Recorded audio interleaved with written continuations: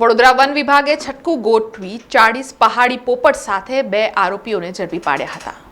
Vadodara one વિભાગના range forest officer કરણરાજસિંહ વાઘેલાએ જણાવ્યું હતું કે વડોદરા ખાતે ગઈકાલે સાંજે GSPCAની બાતમીના આધારે વન વિભાગે છટકું ગોઠવ્યું હતું, જેમાં ડેસર તાલુકાના ગામના 2 આરોપી પોપટ લઈને આવતા હતા, જ્યારે પહાડી પોપટ કુલ નંગ 40 થેલીની અંદર ભરેલા હતા, જેમાં વનરાજ માળી અને સુભાષ માળી બંને આરોપીઓને વન વિભાગે ઝડપી પાડ્યા હતા અને આ મામલે કાર્યવાહી હાથ ધરી છે।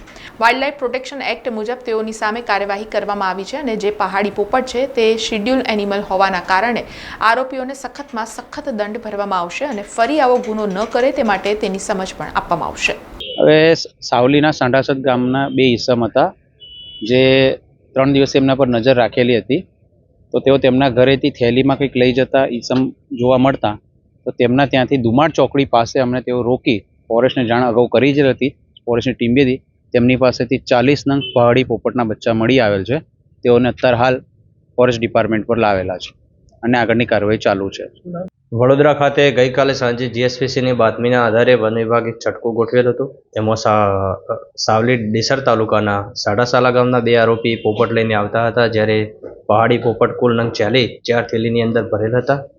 એમાં માળી વનરાજ મનુભાઈ તેમજ સુભાષભાઈ ગોપાલભાઈ માળી એમ બંને આરોપીઓને વન વિભાગે ઝડપી પાડ્યા અને એમને ધોરણસરની કાર્યવાહી કરી છે।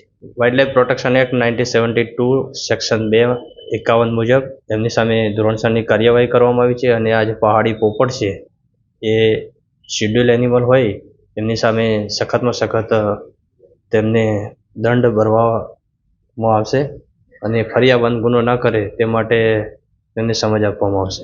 કેટલા પોપટો છે? કુલ 40 નંગ પોપટ હતા અને એ બચ્ચા હતા અને તેઓ એમના જે રેવન્યુ સર્વેની અંદર મોટા જે તાડના ઝાડ હતા એની ઉપર જ્યારે પક્ષીઓએ માળા કરેલા હોય, એવા નાના બચ્ચાઓના માળા જ્યારે વિખેર્યા હોય ત્યારે ખૂબ ગંભીર ગુનો કરેલ છે, ત્યારે એમની સામે કડક કાર્યવાહી કરવામાં આવશે। સમાચારોના સતત અપડેટ માટે TNN ન્યૂઝને YouTube પર સબસ્ક્રાઇબ કરી બેલ આઇકોન પ્રેસ કરો અને અમારી સાથે જોડાયેલા રહો Facebook, Instagram અને Twitter ઉપર।